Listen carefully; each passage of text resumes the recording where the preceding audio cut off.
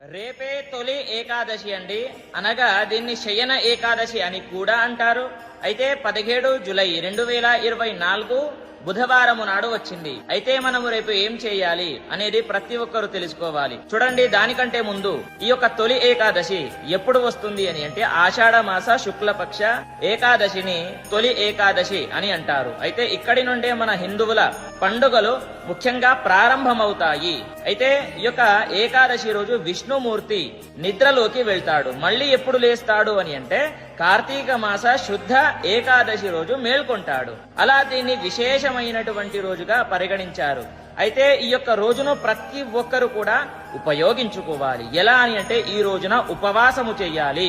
చూడండి, పొద్దున పూట ఫ్రూట్స్ తినండి, తర్వాత మధ్యాహ్నం ఒక పూట మాత్రమే భోజనము చెయ్యండి, తర్వాత సాయంత్రం మళ్ళీ ఫ్రూట్స్ పాలు నీళ్లు త్రాగి పడుకోండి. తప్పేమీ లేదు. దీంట్లో విశేషమైనటువంటి ఫలితము లభిస్తుంది అనేది గుర్తు పెట్టుకోండి.